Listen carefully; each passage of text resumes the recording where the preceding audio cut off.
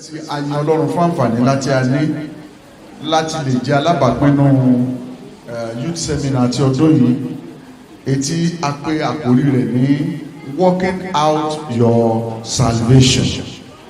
Working out your salvation.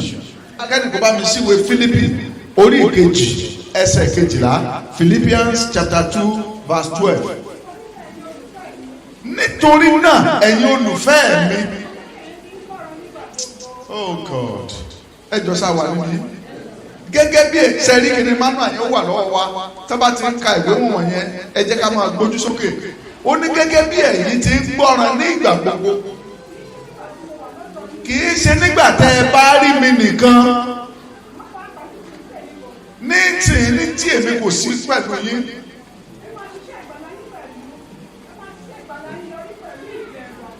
Ẹ máa ṣiṣẹ́ ìgbàlá yín yọrí pẹ̀lú kíni ṣe rí ọmọ ẹjọ́ kò máa God bless you. Àkórí ẹ̀kọ́ wa nìyẹn ṣíṣiṣẹ́ ìgbàlá wa yọrí. Now ẹ jẹ́ kí wọ́n lọ sínú kí màá ti ń pè tán fún wa lecture tán fún wa. Wọ́n ní this teaching is aimed at giving youth a sense of responsibility for their spiritual life, to make them conscious and concerned about their personal spiritual growth and status, to fight against spiritual lethargy in the life of every youth. Èrèdí tí a fẹ́ fi kọ́ ẹ̀kọ́ yìí ó ní láti ṣí ojú ọ̀dọ́ kọ̀ọ̀kan 95% of àwa tá a wà ń bí ọ̀dọ́ ni wá. Èrèdí ẹ̀kọ́ yìí ó ní pé láti fún àwa ọ̀dọ́ láti là wá lójú ká lè mọ ibi tí ìgbé ayé ìgbàgbọ́ wa tó dé. Gbọ́ tó o bá sì wà nínú ìgbàgbọ́ síbẹ̀ tó o bá sínú ìgbàgbọ́ síbẹ̀ kó o ríra rẹ. Wọ́n sọ àwọn àwòrán ẹni tó bá ti ń padà sẹ́yìn tàbí tó ti ń kúrò ẹ̀mí ní English assembly lẹ́ẹ̀kan pé àpẹẹrẹ àkọ́kọ́ ni pé irú ẹni bẹ́ẹ̀ ìfẹ́ ààyè a living love àkọ́kọ́ kúnnú rẹ̀. Ìfẹ́ ààyè á kú nínú rẹ̀. Kí là ń pè ní ìfẹ́ ààyè ni wípé tẹ́lẹ̀tẹ́lẹ̀ gbogbo ènìyàn tó bá rí òun ni ọ̀rẹ́ rẹ̀. Ọ̀rẹ́ tàdé sọ ní kì í ṣe wípé bóyá nínú ọ̀tẹ̀ no, kì í ṣe nínú ìdìbàjẹ́ no, ṣùgbọ́n gbogbo èèyàn nínú rẹ̀ máa ń dùn sí. Tí ìfẹ́ ààyè yẹn bá ti kú nínú ènìyàn gbẹ̀ẹ́lá á ní faction nínú church. Èmi ni ti Paul, èmi ni tàpólò sọ̀rọ̀ eléyìí mi ì lè bá ṣe eléyìí mi ì lè súnmọ́ àgbémọ̀ bọ̀jàrí ọ̀rẹ́ mi yájọ sọ. Such a person is spiritually dead.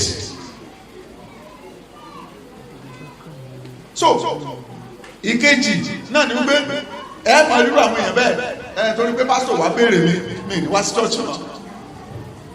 Mo wá béèrè kan bóyá nígbà tá a ń gbàdúrà lẹ́ẹ̀kan nígbà tá a parí English assembly mo ní ẹ gbọ́ só ṣeé ṣe kí patient agbàwòsàn kó máa bínú pé doctor wá béèrè nílé ẹ dáhùn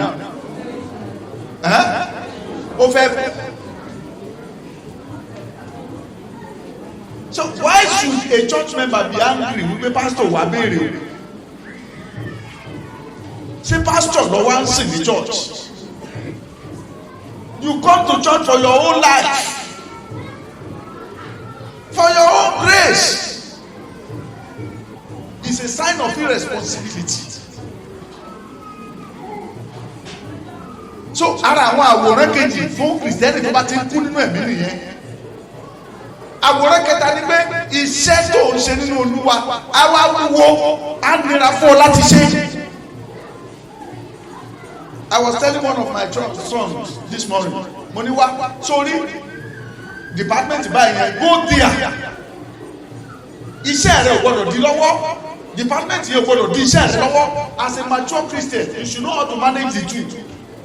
Ẹni tí ò bá ti dànù ọ̀tọ̀ ní kéyìí ó dàgbà ọ̀tọ̀ ní kéyìí ó dànù ẹni tí ò bá ti dànù ó lè gbóbìnrin sílé. That is why we say mature marriage is not meant for boys, it is meant for men. So ọmọ Ọlọ́run the moment tó bá ti gbàgbọ́ báyìí you are matured. So any spirit, any manifestation of immaturity in you is a sign of irresponsibility. wọ́n sọ fún mi ní dúkìá iṣẹ́ rẹ̀ ìbá àpè mẹ́wàá ọba àmọ́ ṣiṣẹ́ ní Màdúgùrí yọ assignment mo fi lé ọlọ́wọ́ yìí kì í ṣe pé mo apply fún mo gbé lé ọlọ́wọ́ ni bó bá wù ọ́ dáadáa ibi tí ìrẹ́rẹ́dẹ́ tó ní sí nìyẹn. You should know how to manage the two. So ara àwọn nǹkan tí ẹ̀kọ́ tó wà fún láti ṣí àwọn ọ̀dọ́ lójú, are we actually serving God or we are messing up ourselves? So nta dẹ́ ń pè ní to fight against spiritual lethargy yẹn ni wípé is a kind of backwardness. ẹ̀mí sísú ẹ̀mí rírẹ̀ tó ti wọnú àwọn ọ̀dọ́ yẹn ká lè tètè gbógun tì í ẹ̀gbọ́n tí ìjọ Ọlọ́run dà pẹ̀lú ayé ọ̀dọ́ lẹ́nu. wọ́n lẹ́nìkan wá sí church lágbẹ́dẹ́ àwọn ọmọ yìí tàmọ̀dún church mo ló travel ó ní programu bì kan mo ní mo jẹ́rìí ẹ̀ tó bá ṣe aago 9 ló dé ó tẹ́ lọ́rùn kó fi mọ́tò lẹ̀ kó máa gbé ọ̀kadà bọ̀ chọ́ọ̀chì ṣùgbọ́n pé òní dé chọ́ọ̀chì sẹ́ni tẹ́ bá ti rí ọmọ Ọlọ́run nínú ìwà àti ìṣe rẹ̀ lẹ́tì máa mọ̀. ìgbàlà kì í ṣe tí èèyàn rí lójú nínú ìwà àti ìṣe ènìyàn. bàbá mi ẹyẹ bí ọ̀kí máa ń sọ̀rọ̀ kan ó ní ohun tó ń jí àkùkọ dìyẹ inú rẹ̀ ló wà kì í ṣe àlámù kan ló máa ń jí. tẹ́ bá rí ẹni tó gba iná ìgbàlà sínú nídìí àti tì í fún rẹ̀ ló máa sáré kò dẹ̀ tó bí ìṣẹ́jú 5 bá ti rẹ́ ni ẹ ló bọ́lẹ̀ lórí ọ̀kadà mọ́ ní ẹ̀sìkísà ẹni tẹ́ béèrè bó ló ti dé. ẹ̀rù bà á kí ni a lè sọ nípa tiẹ̀ spiritual backwardness ara àwọn nǹkan tí ẹ̀kọ́ yìí tani ká ṣàlàyé lé lórí nìyẹn. Now introduction, what is salvation and what salvation is not, what salvation is and what salvation is not. In this modern time, what we often refer to as salvation is really not salvation. Ní ayé ìsinsìnyí, ohun tá à ń pè ní ìgbàlà kì í máa ṣe ìgbàlà. Eye service. You cannot give what you don't have. Excuse me, sir. Ẹ jẹ́ ká wòkè. Are we all here, please? Tábà ní kéèyàn wá ṣe drama pé kò ṣe bí arọ ó ṣe perfectly ẹ gbọ́ ìjọ tẹ bá wọ́n pe mọ̀nkan nínú àwọn artist yẹn Ọ̀pẹ̀bẹ́, God bless you, ó mọ̀ bó ṣe máa ń ṣe ọwọ́ nìyí náà ó ní sellotape kan stainless sellotape tó fi máa tèpù ọwọ́ yìí mọ́nú ni tẹ́ ẹ bá wá rí ní location tí ò bá máa ṣúùtì lè rí kọ́wọ́ yìí orí bẹ́ẹ̀ pé torí kó ti ń ṣe yẹn kó ti wá master rẹ̀ tó bá ti ṣe tó máa ṣe tán kí ló máa ṣe á nà padà ntí ọ̀pọ̀lọpọ̀ tí a pè ní ìgbàlà nìyẹn. Eye service tàbá wà nùjọ God bless you, you are blessed, yà ṣe kíní kankan irọ́ ni o ẹ lọ mú un ta.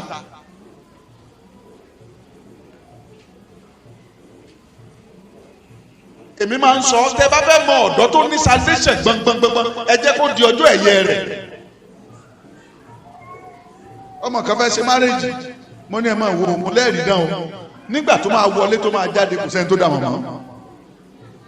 mo ní egungun be careful na express you dey go ó ti gbé egun ó ti change wọ́n ti kó oríṣiríṣi nǹkan pọ̀ tí Jésù bá kà mọ́ níbẹ̀ yẹn you are going to hell. Ìyẹn is a sign of ordinary religion. Kò ní ìgbàlà nínú. Tó bá ní ìgbàlà nínú, Ọlọ́run rí ọ ní black man. Ó mọ̀ wípé black man yẹn lòun fẹ́ rí inú ayé rẹ̀ ló fi dá ọ ní black man. Tó bá fẹ́ kọ́ jẹ́ òyìnbó, kò ní ṣe mistake láti dá ọ sí Africa mi. God will never make a mistake. Ó ní kíyèsí ohun gbogbo tí Olúwa dá kí ni o dáradára ni. Mo ní tí Jésù bá ka ọmọ ibi nǹkan ó wá ń wò bọ̀ àpẹẹrẹ wípé kò sí iná nù rẹ ni tí iná bá wà nù rẹ iná yẹn ló máa bí gbogbo èèyàn bá tẹ̀sán wípé lágbájá ó yẹ kí wọn náà blend wàá rí fa wọn padà sínú ìwé ìsìkẹ́lì. ó ní bí èèyàn bá ti ń ṣe òdodo bọ̀ láti bẹ̀rẹ̀ ayé rẹ̀ tó dé spọ́ọ̀tì kan tó ṣe àìṣòdodo pẹ́rẹ́ báyìí ó ní tí ikú bá ka mọ́bẹ̀ yẹn gbogbo òdodo tó ti ṣe bọ̀ ó la ó gbàgbé rẹ̀.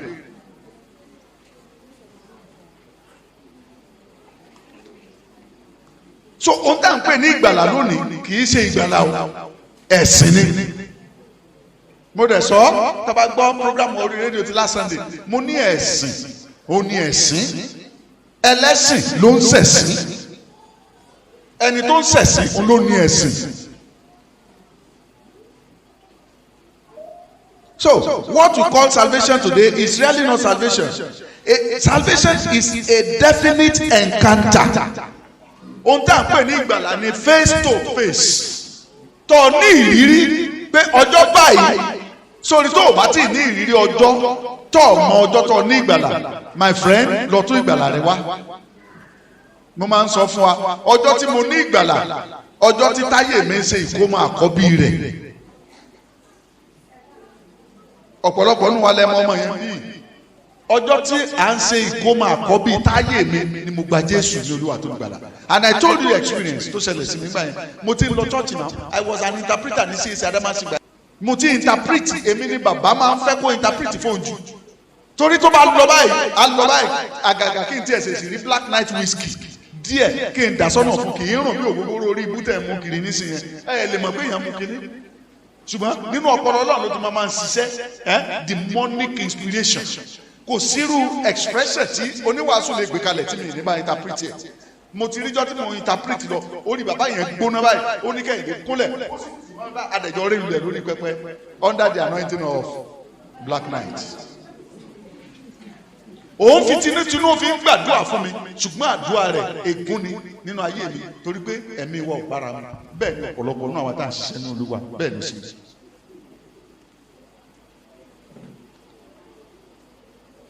After I must have served for many years wastefully, ọjọ́ ìgbàlà mi was that day in 1986.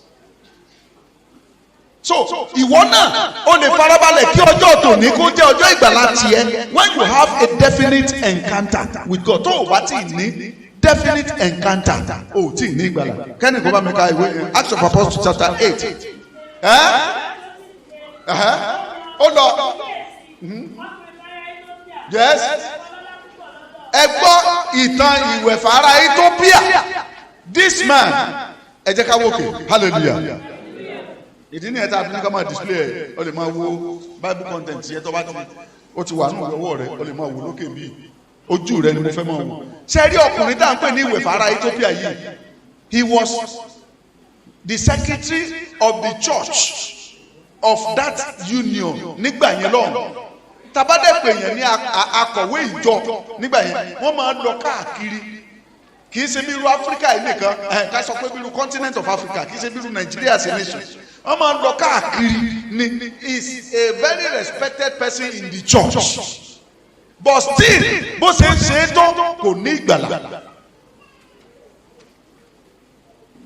Èmi ò fẹ́ mọ ipò rẹ nínú ìjọ. I don't want to know.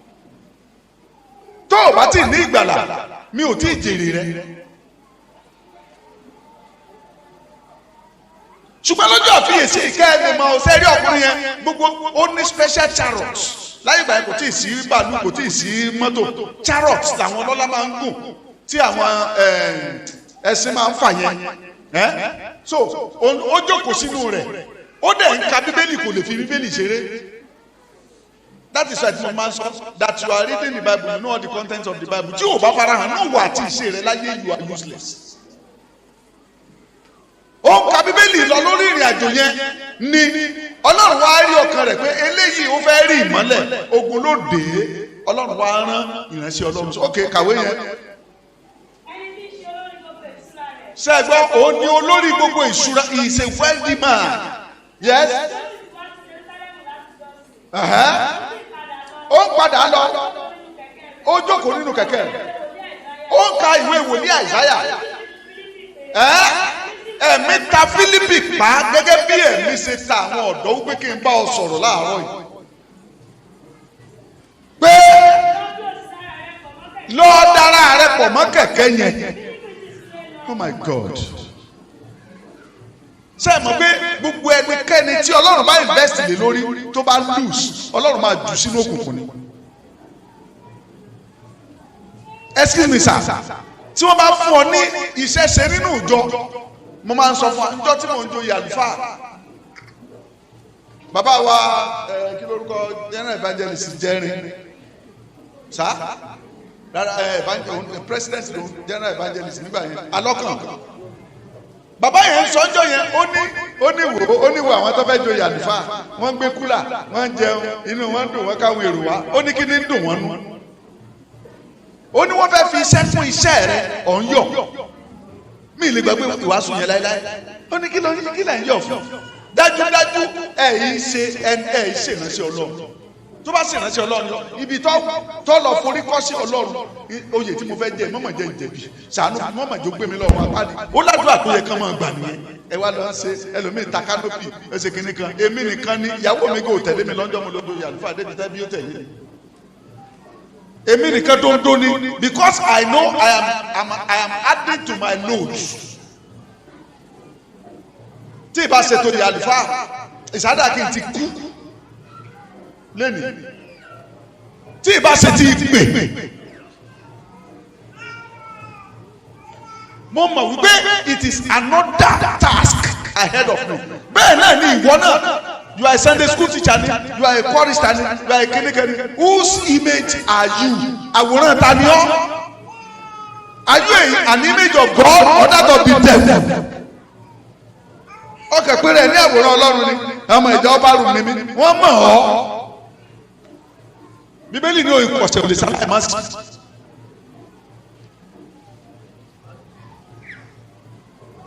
Ọlọ́run rán ìránṣẹ́ Ọlọ́run Fílípì lọ bá ọkùnrin yẹn òní ní ọjọ́ ìgbàlá rẹ̀ ṣe rí kankan tí wọ́n tó sọnù nínú ìjọ lẹ́yìn rẹ̀ o nígbà Fílípì dénú kẹ̀kẹ́ yẹn gíjà ìwọ̀fà ara Ethiopia lẹ́ o ọ̀kàbọ̀ ó ṣe rí báyìí ó mọ̀ pé ìránṣẹ́ Ọlọ́run nílé yìí Fílípì wá béèrè lọ́wọ́ rẹ̀ eléyìí tó ń ká yẹn tó bí ọbí ó ní yóò ṣe ayé mi nígbà tí mi rí ẹni tí ó fi hàn mí ẹgbọ́n bo ló ti ń bọ̀ kí ló lọ ṣe síbẹ̀ ntótó kà kó ṣe kéde kò di the reason is ara ló fi ń jọ́sìn kì í ṣe ní ẹ̀mí kò wá fi rẹ̀ pamọ́ bí ọ̀pọ̀lọpọ̀ ní wá ṣe ń ṣe lẹ́yìn ojoojúmọ́ lẹ́lòmíì máa jẹ́wọ́ Jésù gẹ́gẹ́ bí Olúwa tó gbàlà rẹ̀ tó bá ẹ̀yin mẹ́rin lẹ́fẹ́ fàyè fún Jésù yóò jáde lónìí tó bá tún dọ̀la òun náà ni ẹ̀ṣẹ̀ kan burúkú náà ni tó o bá ti kan ara rẹ̀ máa gbélébùú o ò lè bọ́ lọ́wọ́ ọ̀fà ẹ̀ṣẹ̀.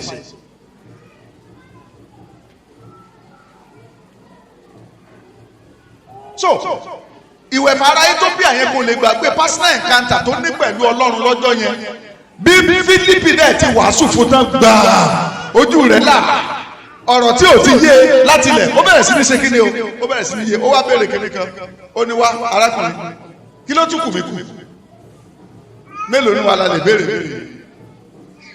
tí wọ́ ẹ lára rẹ jẹ́ kó máa lọ fàyè fún Jésù kí Jésù lè gbà ọ́. kò sẹ́ni tó lè fi agídí gba ẹ̀ṣẹ̀ lọ́wọ́ rẹ o I want you to know that nobody can force sin out of your life no prayer can force sin out of your life. You are the one and only person who can decide to run from your sin, and that is what the Bible tells you. ó ní ẹ máa sá fún ẹ̀ṣẹ̀ èsì tá à ń gbà wẹ̀ lé lórí lónìí tá à ń gba bíríbírí tá à ń lórí òkèèrè lórí ó èyí nídìí ó ní ẹ dojú ìjà kọ èṣù òun yóò ṣe kíni òun yóò sá fún ni èṣù là ń bọ lónìí nígbà tí ẹ̀ṣẹ̀ fàyè rẹ̀ lẹ̀.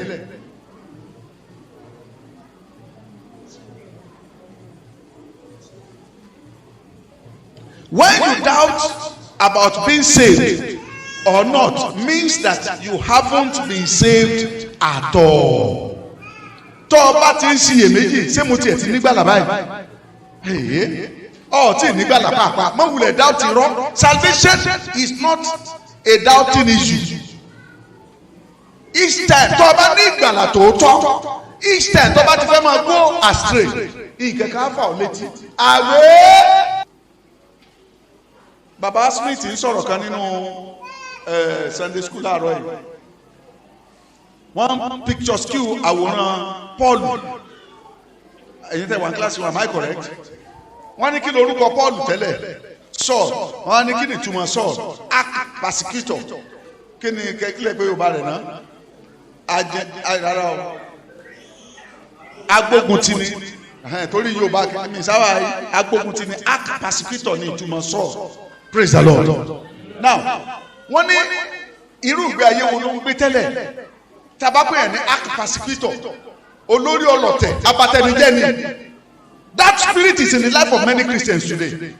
Demolishing saints. Wọ́n máa bà àwọn ẹni ọmọ Ọlọ́run wọ́n máa ẹ̀mí yẹn á máa já ọmọ Ọlọ́run kulẹ̀ ni. Wọ́n máa wọ́nà àti wọ́ ọmọ Ọlọ́run lulẹ̀ wọ́ ọmọ Ọlọ́run lulẹ̀ wọ́ ọmọ Ọlọ́run lulẹ̀.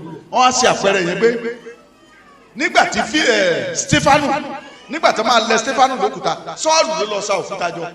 Èyí ẹ máa bọ̀ eléyìí tó bá ń bọ̀ yóò mú agbádá rẹ̀ ọ̀gá Sọ́ọ̀lù ẹ bá ń gbà sọ́dọ̀ Ọlọ́run ní Sọ́ọ̀lù ẹ gba agbádá mi sọ́dọ̀ ó yá Stefanu ìgbàgà títí tí Stefanu fi tẹ̀mí fi bọ́ nígbà tẹ̀mí máa bọ́ lọ́wọ́ lẹ́nu Stefanu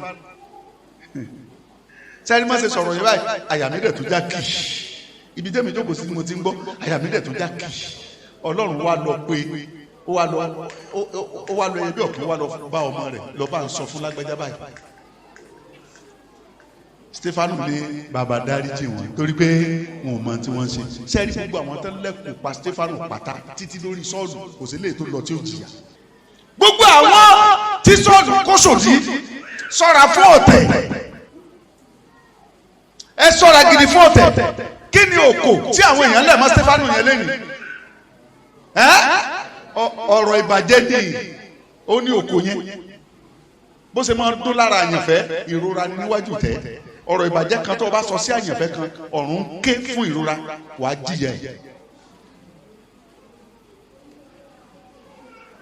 bí Stefanu ti ń ké yẹ bẹ́ẹ̀ náà ni ọ̀run sílẹ̀kùn ìbínú fún gbogbo àwọn tó wà ní ìjájẹ ẹ bẹ́ẹ̀ rí orí burúkú ìyà tó jẹ Pọ́ọ̀lù ò ní ìran àkọsílẹ̀ ọmọ kan. I am a theologian kì í ṣe ti ìgbéraga I make a lot of research. Kò ní àkọsílẹ̀ ọmọ kan ọmọ méjì tó bí nígbà tó jẹ́ Sọ́ọ̀lù if you want me to prove it to you I will take you to the scripture. Ọmọ méjèèjì tó bí wọ́n kú oró dànù ní ìkan ṣe pírẹ́kì ó parí ayé ẹ̀ dànù ìkejì báyìí ohun tí ò tó nǹkan kan ẹranko ló pa dànù. Ọlọ́run fi ìyà oró ẹkún àwọn àyànfẹ́ ó béèrè lọ́wọ́ Pọ́ọ̀lù ṣùgbọ́n Pọ́ọ̀lù dúró nínú ìbànújẹ́ yẹn ó bá ìbànújẹ́ lọ ọ̀run ó bá ìbànújẹ́ àti ẹkún oró ó bá lọ ọ̀run kọ́ ọmọ bá ẹkún oró lọ ọ̀run ọjọ́ ronúkú àdá lẹ́nu lẹ́nu mi bá jókòó bá ẹ tẹ̀rí pásítọ̀ yẹn sẹ́rí tíṣà wa yẹn bẹ́ẹ̀ sẹ́ ń kó mu ti ju wèrè lọ ọ̀ọ́dẹ ká ọtí mọ lẹ́nu ń táwọn èèyàn sọ nípa rẹ̀ ni ibi ọba ti gbọ́ tó bá ti ń dìtẹ̀ ọmọ Ọlọ́run ṣé kí ni ṣáàkù níbẹ̀ má jẹ́ kán pa ọkọ̀ tó kù. ẹkún àyànfẹ́ ọ̀run ìfẹ́ rí ẹkún àyànfẹ́ ẹ má jẹ́ sọ pé ẹkún ìránṣẹ́ Ọlọ́run kì í ṣe gbogbo àwọn tó de kọ́lá ìránṣẹ́ Ọlọ́run ṣùgbọ́n àyànfẹ́ èèyàn kọ́kọ́ máa di àyànfẹ́ kó tó di ìránṣẹ́ Ọlọ́run ni ọ̀pọ̀lọpọ̀ ti di ìránṣẹ́ Ọlọ́run lónìí wọ́n sẹ̀ ń wá ipò àyànfẹ́ kiri lórúkọ Jésù á dára fún wa so. When you doubt about being saved or not, it means you haven't been saved at all. Those who had a genuine salvation will know that it is a remarkable experience. Salvation captures your heart and gives you a new beginning. It can't be faked. Oh, le fake ìgbàlà láíláí. Ni mo sọ pẹ̀lú àwọn artist tán costume kìnnìkan tó bá fake ẹ̀ fún some hours ni tó bá yá padà sí real self ẹ̀ wàá rí i pé irú èèyàn báyìí ni. Mo sọ fáwọn ìmọ̀ bí tí mo ti ń sọ̀rọ̀ yẹn lánàá ok nígbà tá à ń ṣe lọ́nchí ìwé ọmọ wa yìí ni mo ní èmi mo mú ọmọ tó ń jẹ́ Rebecca lórúkọ rẹ̀ ṣùgbọ́n stage name mu ẹ̀ ó ní ìyáníwẹ̀ ọmọ tá ń pè ní ìyáníwẹ̀ èmi mo mú wọnú drama nígbà àwa la lọ́nchí Ansidram Association of Christian Drama kìnìkan ní Ọ̀ṣun state nígbà tá Christian Ọ̀ṣun state gbọ́ I was the assistant president nígbà yẹn gba mo kú lẹ́yìn mọ Zion èmi mo mú ìyáníwẹ̀ wọ inú drama tẹ́ ẹ bá rí i tó bá costume tẹ́ tọ́pọ̀lọpọ̀ nù yín tó bá jókòó láàrin wa ẹ̀ nímọ̀ kó ni but she cannot continue to be that old costume lọ títí tó bá ti ṣe tán wá sí tán á tó yí padà á tó di kíni o so whatever you are faking yourself today your secret will soon be known àṣírí rẹ ó máa tú. What is most important in your life is for you to be saved now. Hallelujah. Hallelujah. Now, let us see one of the pictures of a saved soul. Saved soul. Ọkàn tí a ti rà padà. Ọkàn tó ti ní ìgbàlà. Ìyẹn ò sínú lecture rẹ yìí o, kò sínú ilé tó wà lọ́wọ́ rẹ yẹn o. Mo kàn ra fikún ni o. Amen. Fún àwa tí a kíá láti máa store nǹkan. Number one, a saved soul. Àmì tó àfi mọ̀ wípé o ti ní ìgbàlà rẹ o. After your personal encounter yẹn, pé o ti ní personal encounter yẹn, pé ọjọ́ ìní ìgbàgbé, ọjọ́ tí mo ní ìgbàlà rẹ. Hallelujah. Àwọn nǹkan tó kù tó máa fara hàn nínú ayé rẹ pé you will be having the urge for sanctification. Salvation is different from sanctification. When you are saved, truly, you will be urging to be sanctified. Sanctification ẹni pé nígbà tí o ní ìgbàlà, ìwàásù kan ni wọ́n wàásù tó wọnú ọkàn rẹ, ayé rẹ change. Ó wò pé Ọlọ́run o, ẹlẹ́ṣẹ̀ mà ni mí o. Now, ẹ̀mí ìtara kan wá wọnú rẹ, bó ṣe máa wá ìdàgbàsókè. Bàbá ní Bible study, bàbá ní evangelism, bàbá ní kíní kan, ọkàn rẹ ò ní ro nǹkan míì mọ́. Ọkàn rẹ ò ní ro nǹkan míì mọ́. Bí ìgbà tó ṣe pé Jésù máa dé lọ́la, ó máa dé lónìí, ó máa dé níṣẹ́jú ló ṣe máa ṣe ọ̀nà máa fi pẹ̀lú mí ní ìyá Jésù.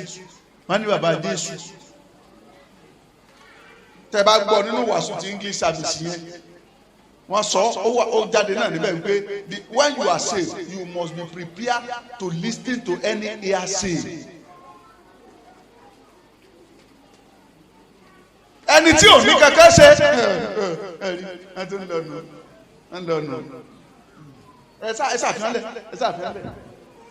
Christian to Christian, Christian to Christian. If you are in that caliber, your life is in a perpetual danger. Babana ewu ni. Ó àkọ́kọ́ nìyẹn. Ẹlẹ́ẹ̀kejì, wàá máa pòǹgbẹ fún ìtúsílẹ̀. You will be tasked for deliverance. Any little thing báyìí ẹnu rẹ ò ní lè bò láti máa jẹ́wọ́ ẹ̀ṣẹ̀ rẹ. Excuse mi ò mọ tó mọ̀ sí mi, mo mọ̀ búyàn lánàá, mo mọ̀ sí kíní kan, mo mọ̀ tasked for deliverance. Wàá máa pòǹgbẹ, ó ní lè bò ẹ̀ṣẹ̀ mọ́nú.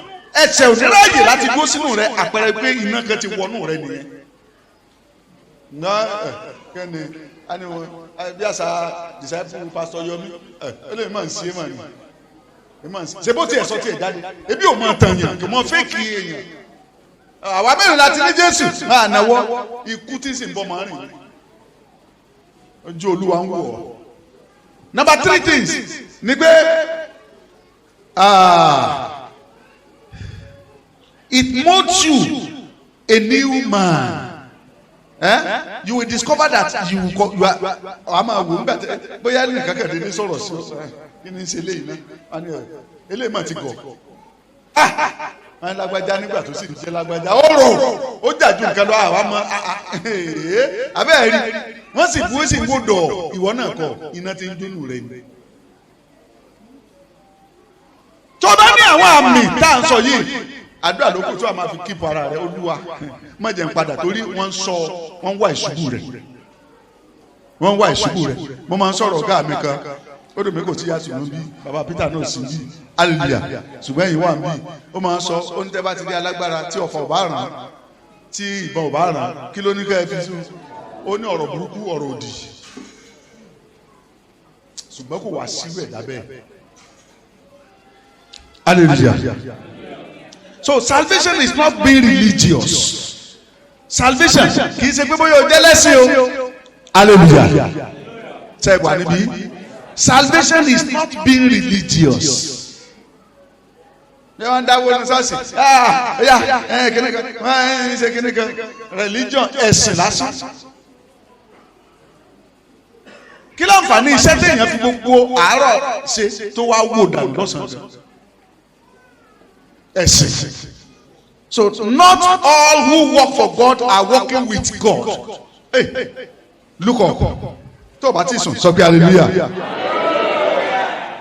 Ìyàtọ̀ wà láàrin working with God And what? Working for God. Only not all who work for God are working with God. Mo tó tẹnu mọ́ pé ọ̀n ṣiṣẹ́ kan ní Olúwa ìyẹn ò sọ pé ò ṣiṣẹ́ Ọlọ́run. Torí iṣẹ́ tó bá ṣe nínú ilé Olúwa tó bá tún ti bọ́ ta báyìí lọ́tún lọ bàjẹ́. Ìwọ náà lọ́tún lọ yí ìdànù. Ìwọ náà lọ́tún lọ bàjẹ́.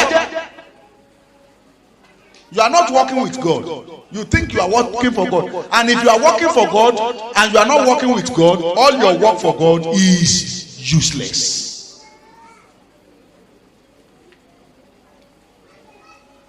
God is more interested in the Mary type believers than the Martha type. Inú Ọlọ́run máa ń dùn sí ìgbé ayé àwọn tó bá ń gbé ìgbé ayé Maria yàtọ̀ sí ti Martha. Kí ni ìyàtọ̀ láàrin Maria àti Martha? Martha pẹpẹ fúru ní àṣehàn eye service.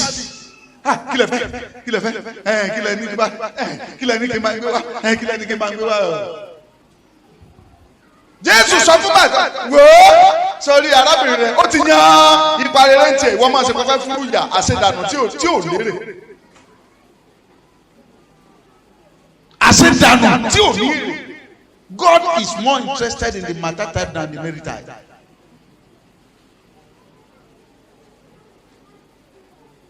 Hallelujah. He's more interested in the Mary type believer than the Martha type. Martha ni oni pepe furu eye service. Eye service. Eye service. Gbogbo ìgbà tí Lásárù tó fi ń ṣàìsàn tó fi ń dákú lọ. Ẹgbọ́n àdúrà mélòó wọn gbà fún. Olùkọ́ni máa bọ̀ rẹ̀ ti ń gbé o.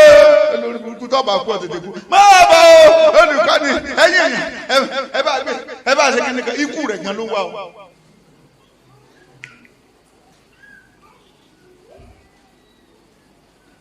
They have the form of godliness, but they deny the power thereof. Ẹ máa wò wọ́n gẹ́gẹ́ bí ọmọ Ọlọ́run ṣùgbọ́n irọ́ ni ohun ìkọ̀sẹ̀ ni wọ́n. Ohun ìkọ̀sẹ̀ ni wọ́n jẹ́, àwòrán burúkú ni wọ́n, aṣojú ibi ni wọ́n jẹ́. As you continue in this teaching, my prayer is that the God of heaven will give you understanding and an open heart to be diligent hearer and committed doer. Salvation is a lifelong experience. From Romans chapter 10 verse 9, salvation is that you confess with your mouth that Jesus is Lord and believe in your heart that God raised him from the dead. You believe in Jesus, that God raised him from the dead. That is what you call salvation. It will purify you, it will purge you of all sorts of ungodliness. Gbogbo àwọn ìwà bí Ọlọ́run. Kíni jẹ́ pé mo ṣe ṣe báyìí ní ti ẹ̀mọ́ kíní kan.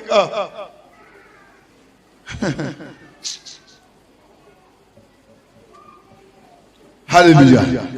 However, salvation doesn't end at the point of confession. Kì í ṣe bí tó bá ti jẹ́wọ́ pé mo gba Jésù yìí bẹ̀rẹ̀ kọ́ ni salvation parí sí o. Salvation needs to be kept and sustained all through one's life, and that is why it is a lifelong experience. Ntọ́ máa tọ́jú lójoojúmọ́ ni. Òní kété yẹ, ọ̀la kété yẹ, ọ̀túnla kété yẹ, ìgbà wo ni kété òní ya tán. Njẹ́ olóòtú wá pè rẹ̀ lọ́mọ Ọlọ́run? Njẹ́ olóòtú bá pè rẹ̀ lọ́mọ Ọlọ́run?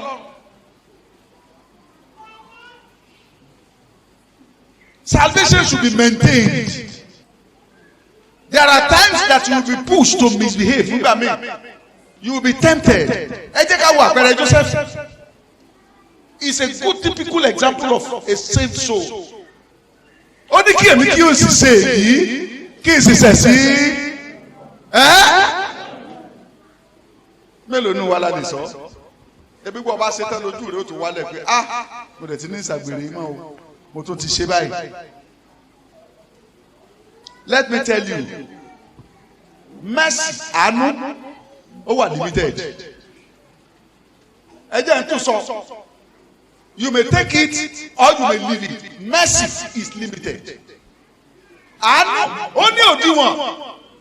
Tó bá délé bùkán, Ọlọ́run á pa ojú rẹ̀ dé. Ẹ lọ béèrè lọ́wọ́ Bálámù.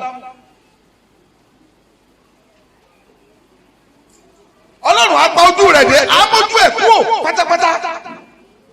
Irú kìrìsìtẹ́nì bẹ́ẹ̀, àwọn máa tinú ogun dénú ogun, kò sí iye. Irú wọn ni wòlíì fi máa ṣe experiment. Irú wọn wà di ajá wòlíì pátápátá. Torí pé mercy ó ti expire lórí wọn. Hallelujah. Ibi tá a kà lẹ́ẹ̀kan yẹn Philippines 2:12 yẹn ó nìyẹn. Ẹ máa ṣiṣẹ́ ìgbàlá yín pẹ̀lú ìbẹ̀rù. You don't retire from working it out. Those who do are the backsliders. Kì í ṣe pé mo ti gbìyànjú, mo ti ṣe wọn, mo lè ṣe àlùbáríkà ọ̀ọ́lẹ̀ ni kì í ṣe pé ó gbàgbé nípa àlùbáríkà yẹn. Bó lọ ti fẹ́ rí? Bó lọ ti fẹ́ rí àlùbáríkà yẹn? In the spiritual realm, you continue to work for God. Wàá máa sá fún ẹ̀ṣẹ̀ all along. Be protecting your salvation. Tó o bá ní oṣù ọtí ẹ̀ ti gbìyànjú tó wọ́n ní a máa ṣe ọdún kẹrin tí mo tọ́ ti gbàgbọ́ rè ọba yẹn mo ti ọba yẹn ṣe kí ni ẹ bá mú tọ́ḿbìlà kẹjẹ ń tẹ́sí rẹ̀ ó lè sọ́jú ẹni kú apá ọ́. Then you end up in hell. Ẹ̀yin ọmọ Ọlọ́run tí ẹ gbé àgbélébù yín tẹ́ ẹ̀ ń làágùn ẹ wò ó méjì oṣù ọ èrè rẹ̀ ń bọ̀ láìpẹ́. Wàá gba èrè rẹ̀ láìpẹ́. Ṣé o gbọ́n tí mo sọ báyìí? Excuse me sir, excuse me ma, excuse me ẹ̀yin ọ̀rẹ́, kò sí ebi lọ́run, kò sí ooru lọ́run, kò sí pé mi ò ró jẹjẹ lọ́run. No! Ìwọ gbìyànjú kò tiẹ̀ wọlé náà, tó bá ti wọlé ògùn tán. Ìyá mi máa kọrin kan, a ní láé lọ́dọ̀ Olúwa, àmì bẹ́ẹ̀ ni kò rí. Iye wà nínú ọ̀rọ̀ rẹ̀ àìkú ní títí la. Mi ò lè gbàgbé. Ṣùgbọ́n ègbé ni fún ẹni tó wá ayé tí ò rí ilé padà sí. Kò sí excuse kankan tó fẹ́ give. Ọlọ́run àwọn èèyàn ló tì mí. A ní lọ béèrè lọ́wọ́ Mósè. Ọlọ́run mi ò lọ́mọ ní a ní lọ béèrè lọ́wọ́ lágbàdá. Kò sí. Hallelujah. Let's go to the 5 marks of genuine salvation. Àwọn àmì márùn-ún tí a fi mọ ìgbàlà pípé. Number 1, a definite and memorable encounter. Mo ti sọ fún wa irú àpẹẹrẹ ti Sọ́ọ̀lù. Àwọn ọjọ́ tó nílé gbàgbé láéláé. Kì í ṣe pé mo sẹ́rí nígbà tí mo máa ń wá ṣọ́ọ̀ṣì ọkàn mi wá ń balẹ̀ èmi náà wá jókòó níjọ́ tí ó bá kó bá ṣọ́ọ̀ṣì ó dín kan. Oní ọ̀kọ̀ọ̀kọ̀ yẹgi pa ṣọ́ọ̀ṣì ọ̀ọ́dẹ̀ lè ní ṣọ́ọ̀ṣì yẹgi pa ọ̀ yẹgi para ẹ̀. So ara àwọn àmì ìgbàlà nìyẹn definite encounter.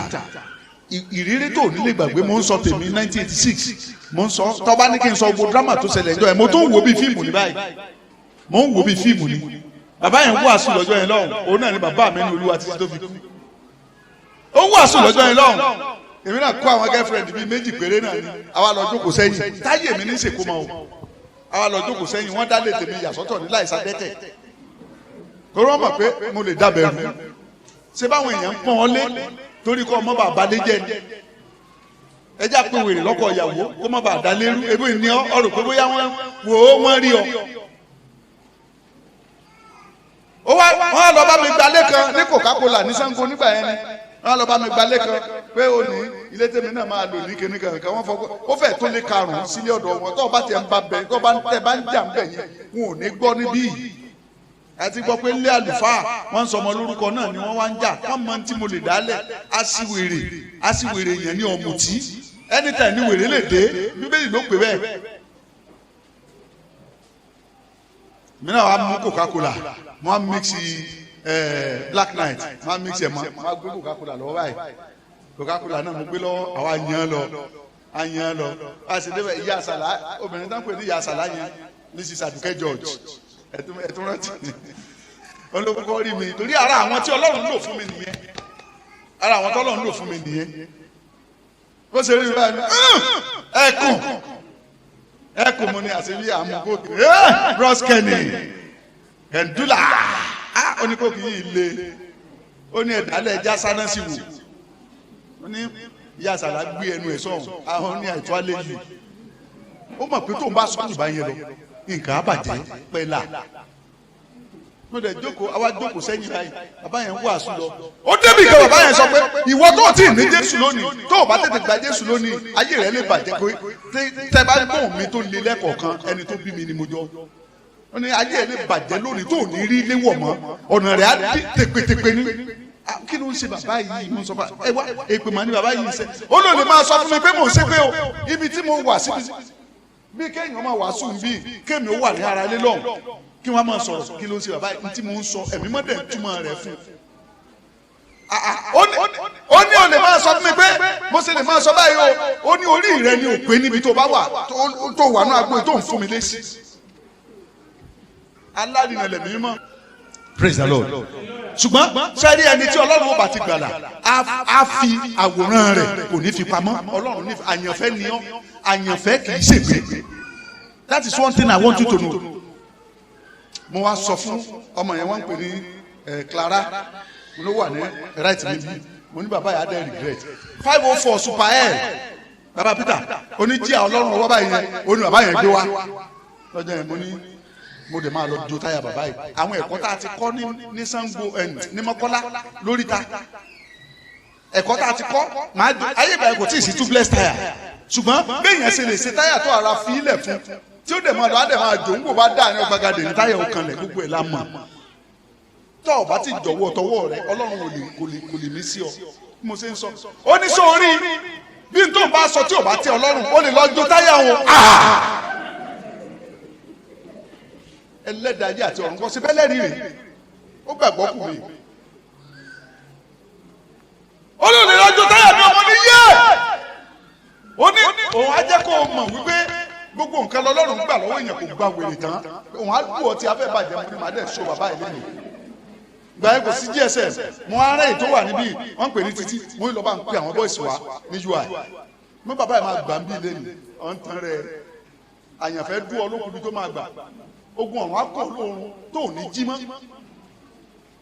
mo ní lọ́ba ń kọ́ àwọn bọ́ìsì wa ìgbà yẹn Taiji àríṣe kọ́lá yìí olówó àgbà yẹn lọ́hùn láti Ṣàngó ó dẹ̀ gbé Taiji owó báyìí just give me 4 boys tó bá ti tọ́ pé scorpion kò sí wọn máa rọ́ọ̀sì ni àwa àìlò àdá àìlò àké ìgbà tí ni ẹyọ kan péré ni wàá máa tọ̀ ni. báwọn ẹ ṣe ń bọ̀ báyìí gírírí àgbẹ̀bí kan ní ojú irin ní Ṣàngó àwọn tá a bá mọ Ìbàdàn ojú irin yẹn báyìí bí ṣe ní etí wọn di bí ayé bóyá Ọlọ́run ló ṣe tán wọn ni wọn adu bí rélùwé ò bá tiẹ̀ fọn ṣe bí gìrìgìrì rẹ̀ gan-an èèyàn á mọ̀ àwọn ọkọ̀ dúró ó dẹ̀ overtake gbogbo àwọn goslo yẹn bó ṣe bọ́ sí ẹnu rélùwé nìyẹn. ẹ bẹ̀rẹ̀ lọ́wọ́ anybody 1986 ní Ṣàngó ẹnìkan sọ lóye àwọn ò mọ kankan wà á bí ìkó mọ àwọn bọ́ìsì tó dé bàbá yẹn ní tí àwọn yẹn onítọ́ba dé tí wọ́n bá gba Jésù tí ẹ̀mí wọn bá gùn jọjọ tòun lọ ajẹ́kọ́ lọ́wọ́ òpè o. ẹgbẹ́ o àwọn wòlíì tí o ti foríbalẹ̀ fún Báálì sípò ẹ sọ ara yín ibẹ̀ yẹn ni ara ti wá rọ̀ mí èmi kò mọ tó ń ṣe mí mọ́ torí pé ọjọ́ ìgbàlà mi pé bí ọjọ́ ìgbàlà tiẹ̀ náà ṣe pé lórí mi ò mọ tí mo lè ṣe mọ́ mo wá ń gbọ̀n ọmọ yẹn ní kí ló ń ṣẹlẹ̀ mo ní mi ò mọ kankan ẹ gbé mi lọlé mi wọ́n dẹ̀ sìn mí àwa gba ilé tabagun òkè street wọn yẹn tabagun lókè ilé baba Sàlá la máa kàn bó ṣe kù sí ẹ̀ka délé baba Sàlá báyìí àwọn ọmọbìnrin méjèèjì wọ́n dẹ̀ abandon mi èmi dẹ̀ ní mo lọ sí Sọpákó ilé tá à ń gbé wà ní Sọpákó mi ìmọ̀ ìgbà tán disappear lẹ́gbẹ̀ẹ́ mi bá ń dẹ̀ lókè lónìí títí àti Clara mi ìmọ̀ ìgbà parẹ́ sí Ọlọ́run ìgbìmọ̀ èmi nìkan wá dá nìkan struggle lọ àfọwọ́mùtì ìkúsóde irọ́ ni o àfọwọ́mùtì tí ìbá ṣe àjàfẹ́ yóò ṣẹ̀sí lóde yóò kú síta ó kù díẹ̀ kí n délé ibi tí mò ń lọ báyìí gbogbo ayé dẹ̀ sókùnkùn bàtà kò mí rí nǹkan kan mọ́ fírì tó ń bọ̀ láti Aláró àwa tá a bá mọ Ìsọpákó Ṣàngó free tó ń bọ̀ láti aláró báyìí àwọn ọkọ̀ bedford tó máa gbógi yẹn ìmí bírèkì rẹ̀ ọwọ́ mẹ́wàá ni ẹ máa gbọ́ tí ìmí máa rọ́ nínú odò yẹn ni mo sáà rántí pé oríta ẹni mo wà but mi ìmọ̀nà mọ́ ìdí nìyẹn tí mi ṣe fojú ẹlẹ́ṣẹ̀ wo ẹnikẹ́ni nítorí dẹ̀ ń fìyà jẹ mí nínú iṣẹ́ ìránṣẹ́ títí dòní nìyí nítorí mú mi ru ẹ̀gbin ẹrù tí ì ṣe tèmi títí dòní nìyí mi ì fi ojú ẹ̀ṣẹ̀ wo ẹnikẹ́ni torí tí n bá rí àánú gbà ní n bá ti kú so èmi náà máa wo ẹnì kọ̀ọ̀kan gẹ́gẹ́ bí ẹni tó ń dìsáfà àánú ṣùgbọ́n kì í ṣe gbogbo ẹni tó ń wà àánú.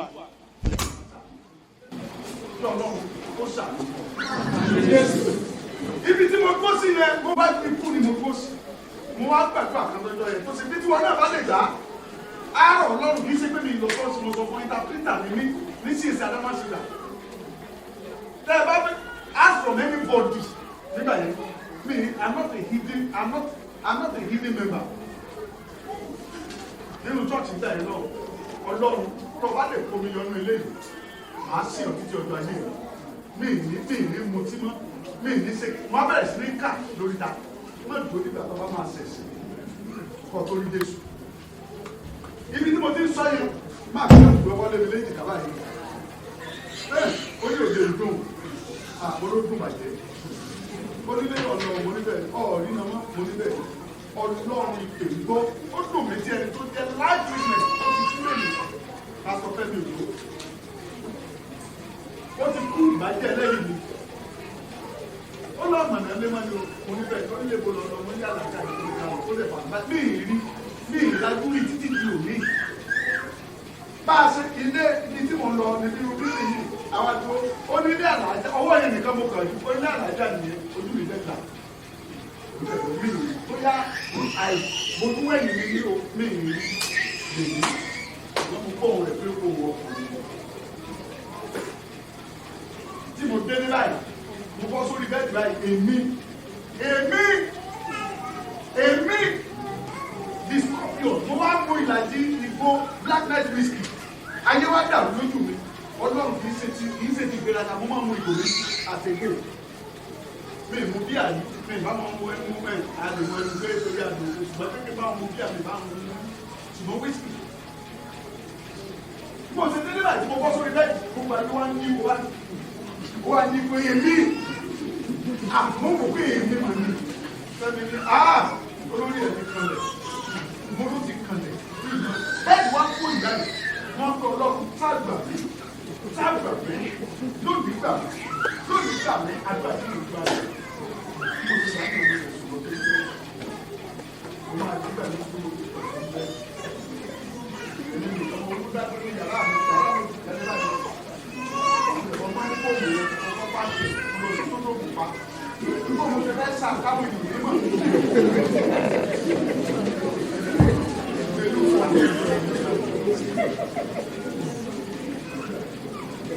sọ́ni tó bá fún Jésù ní ayé rẹ̀ lẹ́nu you may not have the grace again.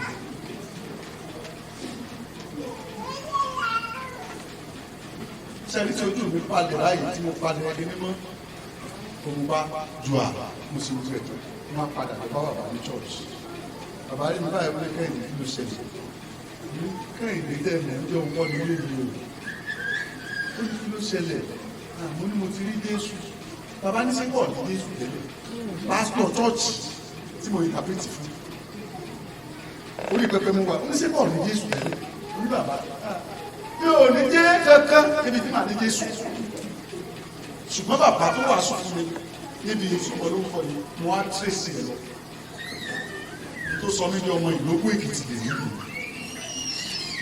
bàbá yẹn náà wà lọ fún mi títí tí bàbá náà kú at the age of 134 at 134 ó sì wàásù lọ́jọ́ tí bàbá máa dá ó wàásù bàbá rẹ̀ ó pè mí lágbẹ́dá èmi àti Fúnṣọ́ Àkàndé lọ́rọ́dọ̀ rẹ̀ ni wọ́n bí Fúnṣọ́ Àkàndé sí ó pè mí ní kí n máa bọ̀ pé òun fẹ́ rí wa ó pé gbogbo àwọn ó lè gbàdúrà fún wa fúnra bàbá ló mú wáìtì ó tó bá sùn ìjọ tó bá sùn ó ní ẹ̀yìn sọdí wáìtì tó wọ̀ ẹrù tiẹ̀ ni ìwọ lágbẹ́dá ẹrù tiẹ̀ ni ìwọ dàmọ́ ẹrù tiẹ̀ ni ó ní ẹrù mọ́ lọ àti ìbẹ̀rù kí ìsìnkú wá pé àbúrò àwọn ti dákẹ́ wọn á sáré wá sójú kúrò mo ra aṣọ wáìtì mi mo gbé lọ wọn á bọ́ tọrọ rẹ̀ ní tó sọ méjì aláṣọ tí mo wọ òní mi.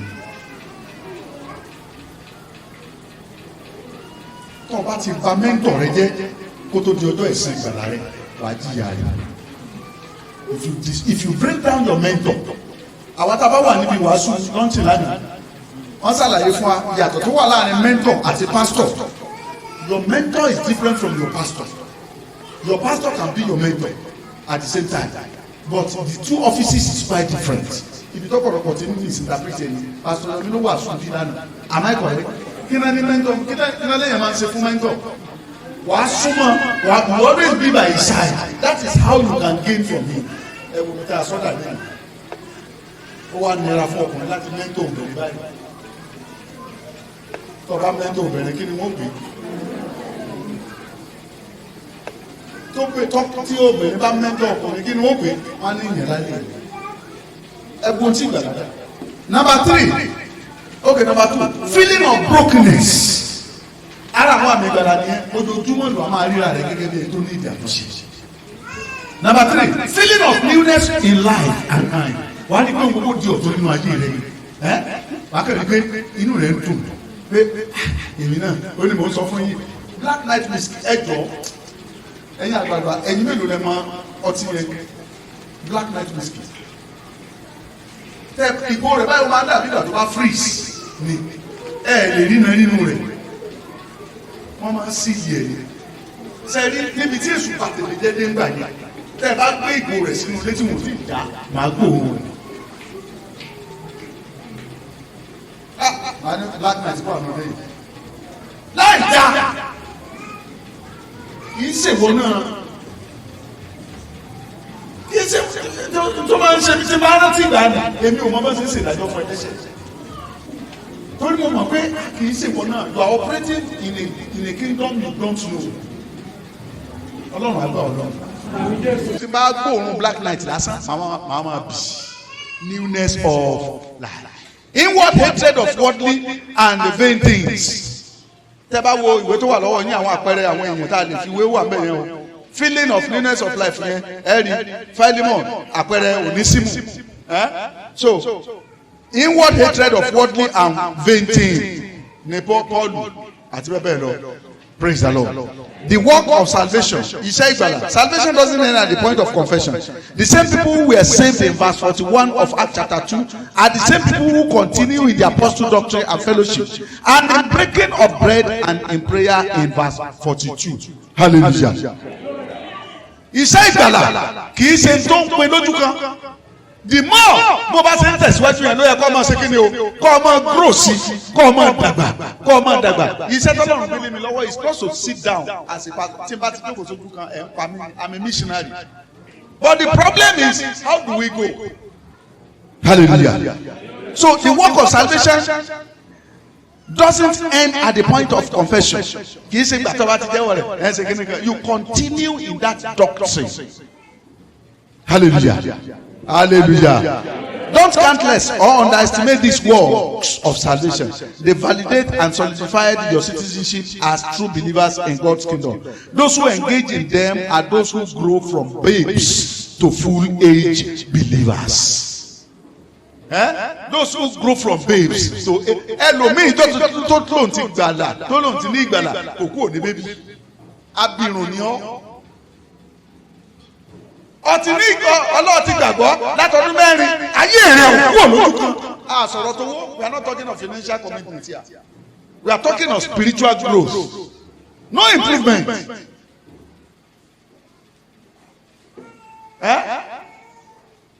Abiru ni ọ́. Ọtí gbàgbọ́ láti bí ọdún mẹ́rin o lè teach Sunday school. Ó ti gbàgbọ́ láti bí ọdún márùn-ún o ṣe é ránṣẹ́. Ó ti gbàgbọ́ láti bí ọdún bíi mẹ́fà ó ṣe ó lè ṣe ojú ìjọ lọ bì kan ẹ lọ defend wa abiru ni ọ kò sí ìgbàlà nínú ayé rẹ forget about heaven you are not a good ambassador.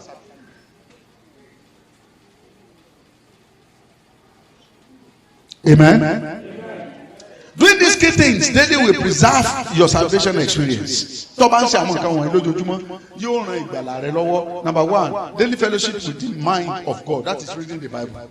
tó bá ń ka bíbélì lójoojúmọ́ ọ̀rọ̀ Ọlọ́run á máa tún ayé rẹ ṣe wàá máa rí tó máa tún ọ ṣe lójoojúmọ́. Number 2, daily personal communion in prayer. kọ́ máa gba àdúrà rẹ lójoojúmọ́. bíbélì ní àdúrà olódodo ó ń ṣe kí ni ó ń ṣiṣẹ́ agbára. Number 3, fellowship with like believers.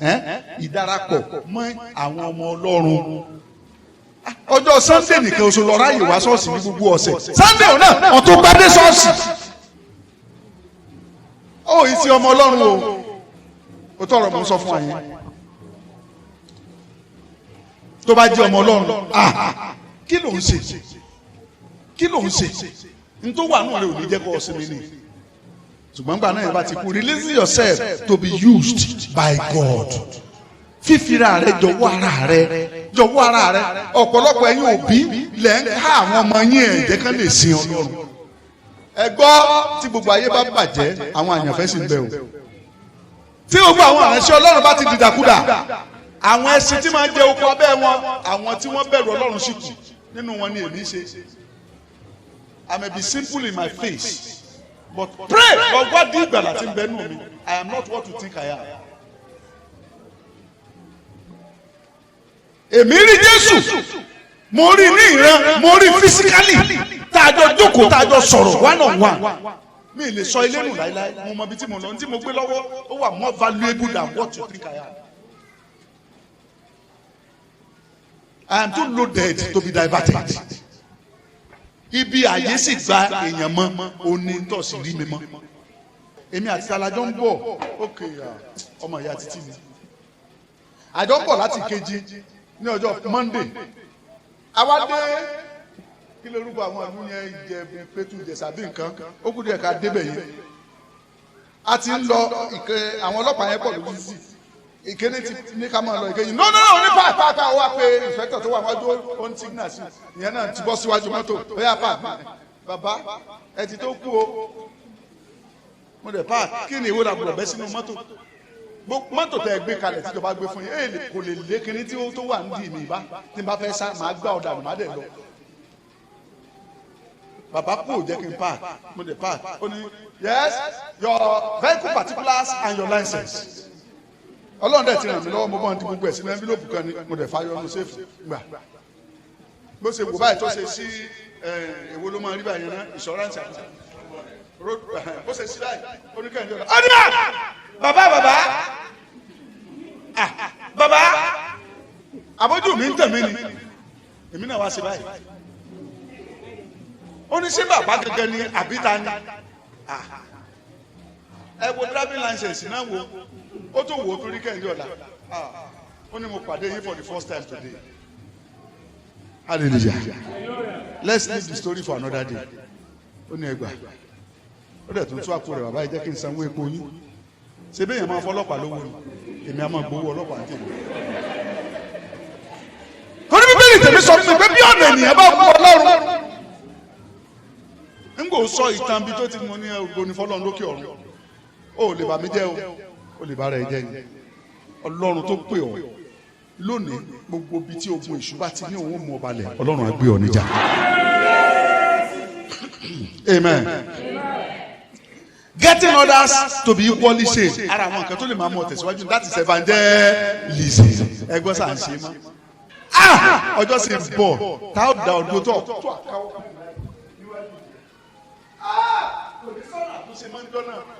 kó tó pẹ́ jù tètè sí àtúnṣe báyìí. Hallelujah. Failing or weakness in any one of these works will tell on your spiritual health. Don't give a chance for the devil. Tó o bá ti kùnà nù nǹkan bára àárín nínú kọ́ ọdí abirùn tàbí kọ́ ní kwasọ́kọ̀, there is what we call spiritual kwasọ́kọ̀. ẹ bá rẹ̀ ń ti kwasọ́kọ̀ ti mẹ́díkà bá mú ikùn rẹ̀ aṣẹ́negede báyìí orí rẹ̀ wá dàbí bí orí kúlí. ikùn àwọn aṣẹ́negede kwasọ́kọ̀ nìyẹn bẹ́ẹ̀ náà lórí inú ẹ̀mí. ẹ̀rẹ̀ lómi ó dàgbà ní ó ti ya gíràn ọmọ àlè ohun ìkọ̀sẹ̀ nínú ìjọ. àní nígbà tí wọ́n gbé pásítọ̀ Ajígbọ́tolúwa wá ní 1930 àwa tá a gbà lálejò rèé nígbà tó ṣe àṣemáṣe báyìí akọ̀wé wọ́n gbé pásítọ̀ Ajánlékòkò wá ní 1942 kíní kan bàbá ìyẹ́bí ọ̀kẹ́ máa ń pè wọ́n ní alàgbà gan ní kó. orí yìí ò ní burú o ẹ ní ṣiṣẹ́ o Hallelujah. Irú wọn wọ́n ti ní spiritual kwashiorkor. They are not going to heaven. They will only be bringing down the seas. Youth and the wind of influence. The tension and pull of worldliness is growing day by day, especially towards the youth. Every genuinely saved youth must secure himself in the secret place of Christ, never to fall for it. I want the modern influence. O ti ń gbé ọ̀pọ̀lọpọ̀ ọ̀dọ́ lọ. Bá a ṣe ń sọ̀rọ̀ báyìí nísìnyí, ẹ̀rẹ̀ lónìí tí ó máa tẹ fóònù, a máa browse nínú ṣọ́ọ̀ṣì. Ara àwọn influences náà nìyẹn. Influence can be avoided, but you can choose the one you allow, either the positive or negative. Èwo ló fẹ́ bẹ́ẹ̀? Ó kù sọ́wọ́ rẹ̀. For example, Daniel and his Hebrew friends refused negative influence at Babylon. Daniel àti àwọn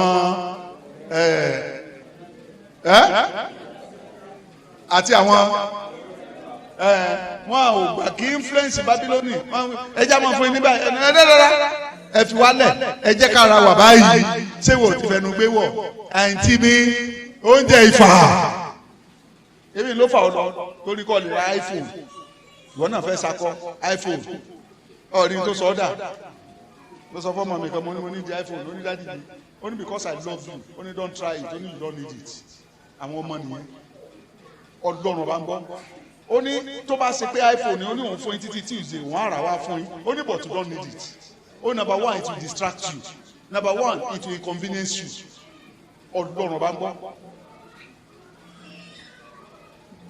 àwọn ọmọ nìyẹn ẹ gbọ́ kí ni kí là ń gbé tà ń gbé èmi náà fẹ́ blend ká lè mọ̀ pé èmi náà ti arrive àbí. Samson and his numerous ungodly wives, negative influence. Seru Samson ó kú togun ni ó kú sínú ogun ó dẹ̀ dègún fún ayé rẹ̀. Your manifestation must meet preparation. God is making effort to train youth for His destiny program for their life and future. The earlier you release yourself through genuine commitment and genuine salvation, the secure and blossom the future God has for you. If you don't release yourself now, it will be too late. Bàbá mi J.K. Solomon, ó máa ń wá àsùnkàn fún àwọn ọ̀dọ́ ńgbà yẹn. Ó ní ẹ̀yin ọ̀dọ́ ṣe wá mí ẹ̀yin ọ̀dọ́ o máa wulẹ̀ sáà there is nothing like sáà hallelujah. Ó ní àdúrà tó o bá gbà kó o tó lọ ní ọkọ tàbí gbéyàwó ó ní it will sustain you after marriage for 3 years. When you fail to prepare and pray before your marriage, you run and you are preparing for wedding. Only within the first 2 years you will start experiencing crisis. Sí ò rí bẹ́ẹ̀ lẹ́nu ẹ̀wọ̀n tó ti dìde dà lẹ́nu. Ìwọ náà dà báyìí àdúrà tó gbà kó o tó lọ lé ọkọ kó o tó gbéyàwó ayọ̀ ọ̀lẹ̀. When you get to any level of success, you haven't allowed God to train you beforehand. The devil will get you cheaply. Tó o bá dé ipò àṣeyọrí kankan, tó o tí ì ṣe Ọlọ́run ló sìn ọ́ débẹ̀. Sorry, bí adìyẹ ẹnu kéjì báyìí lè ṣu ṣe máa mú ọ. And that is why you see some people in the church of God today. Lórí bó ti lè ṣe nǹkan kan tẹ́ ẹ̀ bá ti máa kíkẹ́ máa yín, àwa wà arrogant. Ẹ dẹ̀ máa wo èmi mo ṣe báyìí fún èmi mo ṣe báyìí fún gbogbo nǹkan kan tó ṣe fún Ọlọ́run tàbí fún ìránṣẹ́ Ọlọ́run tó Ọlọ́run tú àṣírí rẹ̀ níta ọjọ́ ìdánwò rẹ̀ lọ́lọ́run adédé dákẹ́ á switch iná kúrò lójú rẹ̀ ò ní rí ìrànlọ́wọ́. That is just the arithmetic I'm telling you, and the simple reason is because you have not prepared for your greatness. Ní o jẹ́ kí n máa sọ fún ẹ̀yin ọ̀dọ́ wọn, prepare your tomorrow today. If you don't prepare your tomorrow today, when you get to tomorrow, today will come and ask you. Kí ló ṣẹlẹ̀ sẹ́ni sẹ́ni? Á fà padà sẹ́yìn ni. Backwardness ni. Tó bá sí obìnrin ni, single mother bẹ̀rẹ̀ ni. Sọ pé mi ò ní kábàámọ̀. God works by predestination. He has laid His will all down in order and sequence. Don't skip the process. If you desire the result, let God make you. Tó bá fẹ́ ògùn Ọlọ́run farabalẹ̀ jẹ́ ó sì ọ́ dínà. God will never build on another man's foundation. Ọlọ́run ò ní kọ́ lórí ìpìlẹ̀ tẹ́lómi ìṣe o, ìpìlẹ̀ tọ́lọ́run gangan lọ́lọ́run máa kọ́ lórí. So ìpìlẹ̀ tiẹ̀ tó o ṣe tẹ́lẹ̀ yẹn nígbà tó o bá dé Ọlọ́run á ṣe kéde awò palẹ̀ awáṣẹ́ bẹ̀rẹ̀ tiẹ̀. Ibi ẹlòmíì tí mo sá padà nìyẹn. Ṣé tí mo fàyè fún Jésù nǹkan máa le, ó gbọ́dọ̀ lé ní. Tó o bá ní ìgbàmọ́gbà máa sọ tọrọ fún mi ò ní parọ́ fún ẹ̀yin ọ̀dọ́ sẹ́ létí. It's either you prepare for it. God said 1986 mo ṣe gbàgbọ́ tán Ọlọ́run ló yá pàtó gbàgede Òṣogbo yá. Tí n bá sọ ilé pé èèyàn kọ́kọ́ máa kọ́lé gbọ̀n láyé tẹ́ ẹ bá dé gbági tẹ́ ẹ bá lọ Ìbàdàn báyìí. Báàgì tuntun yẹn tẹ́ bá ti kọjá bẹ́ẹ̀ pedestrian bridge yẹn sókè ẹ máa wo kí lórúkọ báǹkì yìí lọ́ọ̀kan báyìí Wema Bank ọ̀nà kan yà lẹ́gbẹ̀ẹ́ rẹ̀ báyìí ọ̀nà tó yà lẹ́gbẹ̀ẹ́ Wema Bank yẹn by the right báyìí níbi junction táwọn traffic máa dúró sí téèyàn ti lè tọ̀ padà sọ́nà Òṣogbo yẹn ọ̀nà yẹn yà by the right báyìí tẹ́ ẹ bá ti yà the first upstairs after shop iwájú yẹn ilé tí Ọlọ́run kọ́kọ́ lọ́wọ́ ọ̀fẹ́kọ́ nìyẹn mo tà ní 100,000 nígbà tí Ìgbàlá dé. Nígbà tí Ìgbàlá dé 100,000 wọ́n á bẹ̀rẹ̀ sí ní sanbẹ́rì ní kílò nígbà ọ̀nà mẹ́rin very grand àwọn Anglican tó wà nínú ọjà níbi tó ti ń ta ọsàn tàbá yí àtàbá fẹ́ gba bẹ̀dí látọ̀nà wọ́n á bẹ̀rẹ̀ sí ní sanbẹ́rì. Ṣé bẹ́ẹ̀ mi ò náà lè lónìí? Hallelujah. Ẹ wò ó tó o bá lè farada wíwó palẹ̀ tí Ọlọ́run ó níbi ire o. Kí wọ́n gba Jésù tán kí wọ́n àṣẹ báyìí mo lówó máa gbà wọlé ibi ó bá wù ọ́ ọtí ìmú gàrí kéètì lè di ni ìkan lọ́ fọwọ́ mú o nínú ìgbádùn táyé tàbí ìgbádùn tọ̀run tọ́rọ̀ mi bá lè ṣe ọmọ bínú àyànfẹ́ mo bá sọ̀rọ̀. The full devil and the half training. Every challenges you experience in life is to test how grounded you are in God. Am I talking to somebody? Every challenges you have in life is to test láti yẹ̀ ọ́ wò ni. Ẹ gbójú kẹ́ wò mí. Gbogbo ìpèníjà tó wù kọ́ lè máa là kọjá ìbá àṣàìsàn ni ìbá àṣẹ ìdẹ́yẹsí ni ìbá àṣàìní ni ìbá àṣẹ kíní kan Ọlọ́run dán owó kó wò bóyá ọ̀dẹ bóyá ọ̀tí ìdè. Tó bá ti jù sí ọ̀wọ̀ tó eléyìí o ń padà sí kíní kan Ọlọ́run ní bye bye ó lọ nìyẹn one spinal loss. But when you stay Ọlọ́run àwa dá ọ lọ́lá ìjú gbogbo ń tọrọ tẹ́lẹ̀ lọ. Hallelujah. Boy tá a jọ lọ sí primary school Ogozimo Fuko primary school Agenibode ó ní tẹ́lẹ̀tẹ́lẹ̀ assistant mi ó ní commandant mi lẹ́dẹ̀ẹ́ nísìn Michael Yasi a jọ lọ primary school àwa méjì yẹn ni wọ́n fún ní admission sí NDA láti Bende State Bende State tán pé sí Delta and Edo State nísìn Agenibode 145 infantry battalion. Hallelujah. Nígbà mo gbọ́ wípé òun ló wá síbí mo wá lọ nígbà tó ní báyìí ní Akande you dey craze wetin be this I think say you don die since mo ní I no die na me be this. Hallelujah. Bó ti wù kó ní ránkì tó léni tí n bá fẹ́ gbàdúrà fún aṣèkéni akúnlẹ̀ níwájú ẹ gbọ́ ta ló háì. So whatever máa ń wo sọ́ọ́rí tó bá ń wo tọ̀rẹ́ rẹ ọ̀ní fàyè fún Jésù o. Mo la ṣe àwọn ọ̀rẹ́ mi ló ń bọ̀ mi fẹ́ kán rí mi ni. Kí ló ń sá fún? Let them see you lágbẹ́jẹ́ ìwo ló ti ọ́ fẹsẹ̀ rìn láti gbọ̀nà sí tẹ̀sán ròdù ọ̀sìn náà gba Jésù. Sọ fún pé bẹ́ẹ̀ ni Jésù kan fẹsẹ̀ rìn. Ibi ó ti káà tó ń kù yẹn ibi tó parí káà tiẹ̀ sí ni precious káà tiẹ̀ ti máa bẹ̀rẹ̀. Nígbà tí Ọlọ́run bá lóun dé tọ́ bá ti deny rẹ̀ tọ́ sátọ̀ fi nǹkan mẹ́kù tọ́ sí ní ẹsẹ̀ kan ọ̀dà ìtẹ́pọ̀lọpọ̀ ń ṣe nìyẹn o assassin ayédè assassin Jésù assassin àwa lóhùn tètè rí ọ̀ lè rí kò rí ọ. Hallelujah. Máa wo ẹnikẹ́ni sáré ìdè tiẹ̀ ìwọ nìkan àtòrí rẹ̀ ní kò dì. Ó ní kíyèsí olúkálùkù ní ọ̀sẹ̀ kíni o ní ó dùn ó níwájú ìtẹ́ ìdájọ́. Who are you to judge another person? Who am I to judge you? Mine is to tell you the truth. I cannot judge you. You are going to judge yourself. Youth need to yield early to the call of God for a life of sincere commitment and genuine salvation, because destiny fulfillment is essentially at the mercy of your diligent work with God. Òní ni ọjọ́ ìgbàlà rẹ, ọ̀la lè pẹ́ jù. See you at the top. Jésù là ń pàtẹ́wọ́ fún.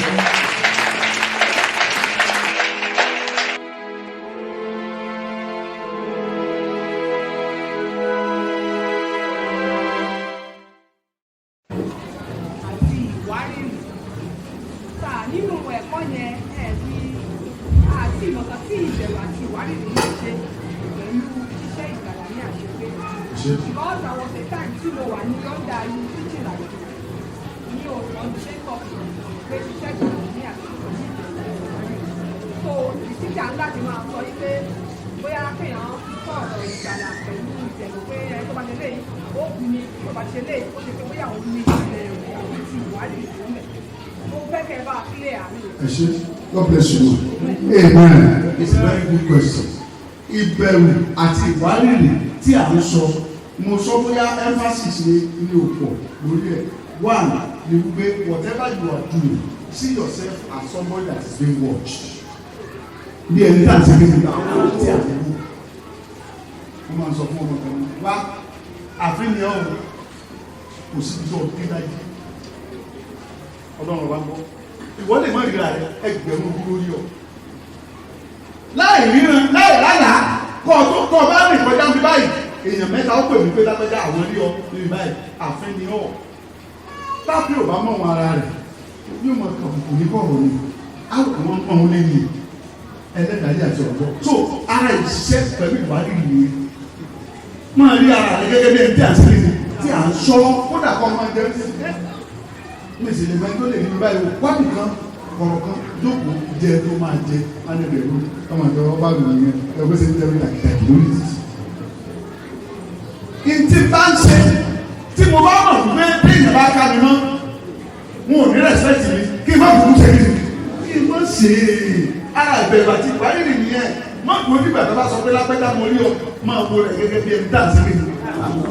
Ara ìbẹ̀rù àti ìwádìí nìyẹn. Irú yẹn àwọn ẹ̀mí yẹn yóò máa mú ọ̀rọ̀ Ọlọ́run náà máa sọ̀rọ̀ èjì pé lóòótọ́ ni a máa in the feeding you with the scripture Ọlọ́run á máa fún ọ ní scripture yìí that will be helping you until you are completely liberated. So ó dàbí ìbéèrè tẹ́nìkan kọ́ ó ní how do we let go of the guilt of past mistakes? Praise the Lord. It's a very simple and delicate something. You can let go of your past mistake by telling it out. Má bò ó, bíbélì ní ẹnikẹ́ni tó bá bọ̀ ẹ̀ṣẹ̀ rẹ̀ mọ́lẹ̀, ó ní òní ṣe rere. Ó ní òní ṣe rere. Tá a bá ti ń bu ẹ̀ṣẹ̀ rẹ̀, ọ̀ lè bọ́ o. Ṣùgbọ́n ẹ̀ṣẹ̀ tó bá ti ń sọ, ẹni tí ó bá fi ẹsẹ̀ yẹ kó ṣe kí ni? Hallelujah. Tó bá kọ́ nígbà tó bá ní nǹkan nínú, ọ ní nǹkan lọ́wọ́ tó lè di ọ lọ́wọ́ ìwọ mọ̀ sọ̀ síta. Ẹ̀gbọ́n tá máa tí àwọn táńtà ògùn tá máa kí àìsàn ni. Wọ́n ní débi máa bẹ́ kí n pa ọ́ tú mi síta kí n fi ọ́ lẹ̀ ẹ̀ṣẹ̀ tó bá ti jẹ́wọ́ rẹ̀ ọ̀bọ. When you tell your past it will be very difficult for you to go back to it so you are free. Ọkùnrin á dá ọ láyé ó máa ń wù mí láti máa sọ past mi fún àwọn tó bá kíá láti bì. I've answered the question for this way and for ẹgbẹ́ bá ti dùn. Ọlọ́run jọ̀ọ́ má jẹ́ kú síbi tí mo kù sí. Ẹ̀mí àgbẹ̀ni tó ń sọ fún mi pé má dàwọn náà dàwọn ọmọ ni wọ́n ń sọ yẹn ẹ̀mí tó fẹ́ pa ọ́ ní o. Olúwa gbà mí ràn mí lọ́wọ́ má jẹ́ kú síbi tí mo kù sí ẹgbẹ́ òṣèlú ẹ̀gbẹ́ wọn.